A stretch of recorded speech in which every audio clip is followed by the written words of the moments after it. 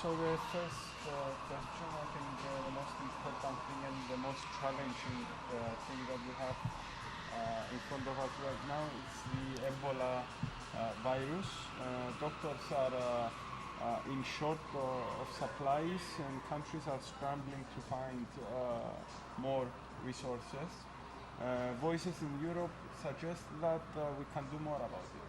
Okay. First of all, I would like to say that the possibility of this disease spreading to Europe remains very low. I'm not saying this because I want to calm down people, but because it is true and it is based on science and it is based on the opinion of a lot of experts for a number of reasons, which does not mean that we should not remain vigilant. So we have to remain vigilant, and I think that we have, as a European Union, encouraged member states to form a network, both as regards laboratory testing and also as regards knowing who has what, and ensuring that all member states have isolation units or parts of buildings which can be changed into isolation units. As regards then the external dimension, what we are doing as a European Union in these countries, I have just returned from Washington, where there was the global health security agenda, where the European Union has already committed 180 million euros to these countries, not only for a short term, but for long-term assistance. So it will not be just an assistance for this problem, but an assistance to strengthen the health systems of Liberia, of Guinea, of Sierra Leone. And this does not include then the contributions which individual member states are making. I will not mention them because I might miss someone, but a good number of member states are already creating hospital beds, mobile laboratories, assisting in kind as well. So I do not think that the European Union has not risen to the occasion. I think it has risen to the challenge. There was criticism on everyone that perhaps the severity of the disease was not immediately realized by the countries in the world. But I think that through our development program, through our civil protection mechanism, through our humanitarian assistance commissioners as well, we have responded. And this will also help in containing the disease and not letting it spread to other countries. But the main thrust of our assistance is to help these African countries, because I think it's a moral obligation for us to do so. Medicines are probably one of the biggest chapters of the health industry. Do you think that nowadays Europeans can enjoy sufficiency and fair prices on medicines? Because there are voices supporting the opposite. Okay. I must say that the question of pricing of medicines remains a competence of member states. I'm not saying this to escape from answering your question, but according to the treaties, this remains the responsibility of the health ministers. After all, in health, there's a very strong dimension of subsidiarity. But I must say that there have been movements in the direction of cooperating more on the pricing of medicines. I'll give you an example. I'll give you two examples. First of all, there have been initiatives by some member states to form a group to exchange information, so that Cyprus would know what the situation is in Malta, Malta would know what the situation is in Italy, and therefore it would be better, in a better position to negotiating with the industry on the price. Secondly, thanks to the approval of the cross-border health threat directive, we have now an agreement on the joint procurement. Cyprus was very much in favor of this signing of this agreement, and in fact it was one of the first countries to sign it. What does it mean, this joint procurement agreement? It means that when it comes to vaccines, particularly for communicable diseases, it will be possible for Cyprus, Germany, Italy, Spain, Malta, Greece to unite together and voluntarily, this is a purely voluntary basis, buy the vaccines together. And so if you buy more, you get better prices and you guarantee supplies.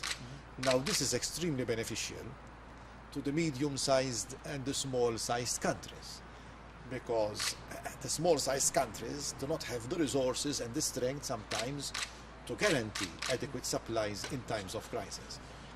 But this joint procurement, apart from being a question of solidarity, is also a question of uniting in order to protect ourselves, first of all, from speculation in prices, and secondly, also from not having adequate supplies. Now, it is true that the Cross-Border Health Threat Directive applies only to vaccines in the case of communicable diseases which have a cross-border dimension. But there is nothing to prevent member states, if this is successful, to extend this joint procurement to other medicines which do not treat communicable diseases like cancer or diabetes. But that is something for the future. Let's first learn how to walk and then we shall run. What I would like to say is that this is a voluntary agreement. So even if you sign the joint procurement agreement, it doesn't mean that you are committed that each time there's a vaccine you must buy together with other countries. It gives you an option. But once you sign it, you are eligible to participate. I'm coming back to Cyprus now. Cyprus is currently in a deep recession, but at the same time, according to the World Health Organization, it has the highest prices on medicines. The major argument by the pharmaceutical companies is that Cyprus is a small market, and therefore it is unrealistic to speak about cheaper medicines. Do you agree with this view? Are there any other ways?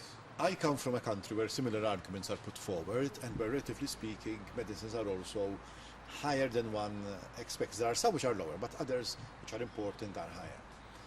And it is true that there is an element of truth on this question of the market. What I think we need to do is to examine further why is it that, for instance, in some countries, and I'm not referring only to Cyprus, but to other countries as well, the proportion of generic drugs is much lower than in other countries. And generic drugs are usually cheaper. So this was one of the subjects which I discussed with the health minister. And we can help in this respect by offering experts who can help the Cypriot Health Ministry in coming to certain conclusions in this respect. As you know, right now there is an ongoing reform, which is in part suggested also by the Memorandum of Understanding, but I believe this reform was necessary whether we had a financial crisis or not. The financial crisis only accelerated the pace. And this applies not only to Cyprus, but to other countries as well, both those who have a program and also those who do not have a program. I'll give you an example.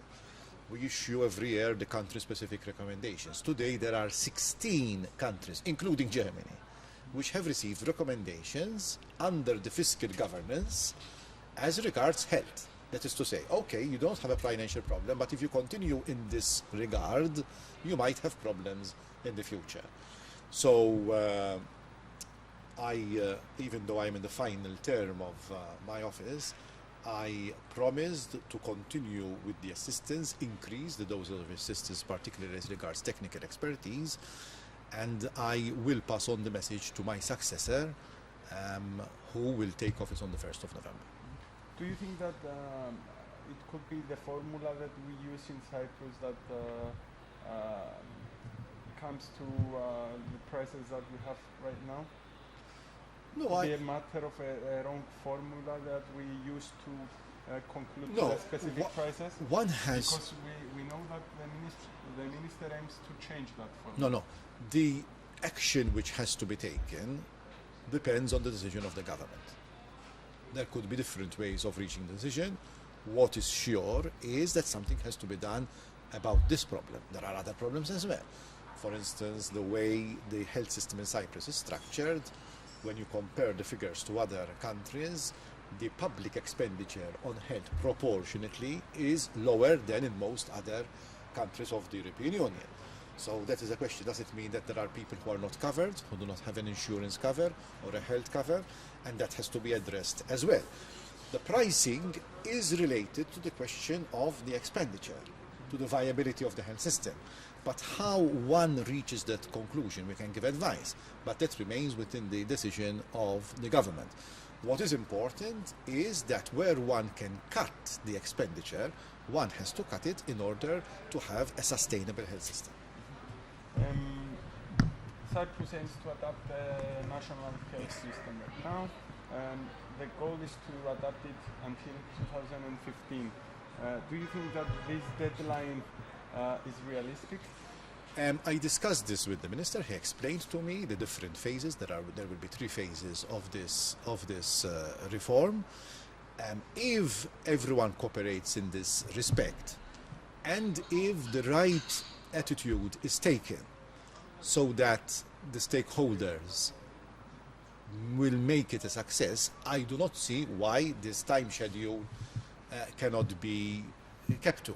What I said in this morning's press conference is that you have to introduce it in phases, because when you introduce something new, you usually face 2 oppositions. One of those who think that you are changing everything too fast, and those who think that you should have changed more.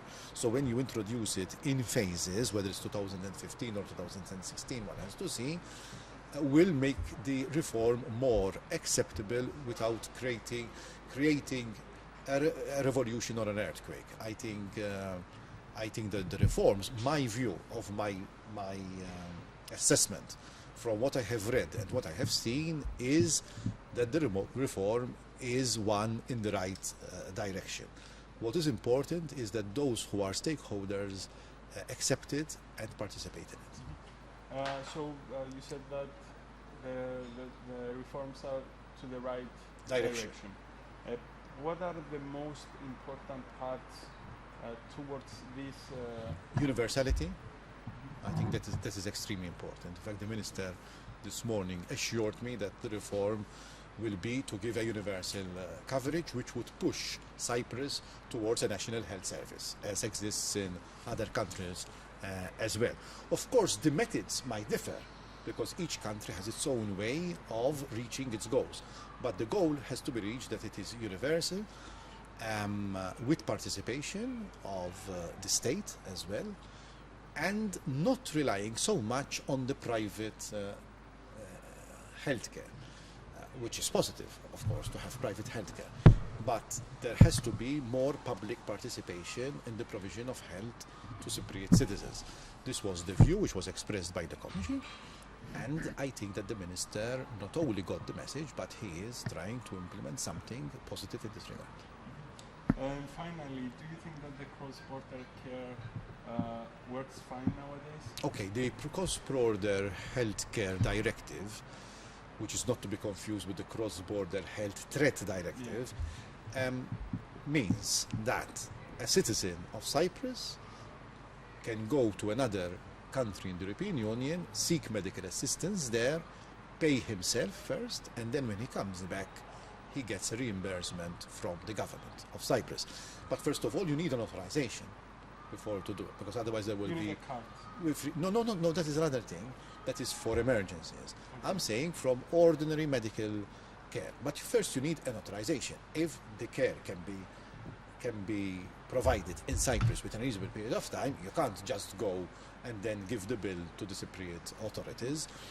So there are limitations, and this cross-border health directive doesn't mean that everyone will go abroad, because most people would prefer to receive assistance in their own country where their family can meet them, etc. But we calculate that 1% of those eligible would actually use this directive, and it is a new right. A right which did not exist before, or better still, which only existed as a result of the case law of the European Court, and then the health ministers took the case law of the European Court and turned it into a directive. But it is something positive. It doesn't mean that the government compensates you 100%, because the government will only compensate you according to the tariffs of the Cypriot health system. But it will compensate you if the government has authorized, the authorities of the government have authorized you to seek medical care abroad. And that authorization cannot be unreasonably withdrawn. So you can challenge the fact that the Cypriot authorities or the Maltese authorities have not given you permission to go abroad. Thank But you it very is a new right for the European citizens, including, of course, Cypriots. Thank you very much.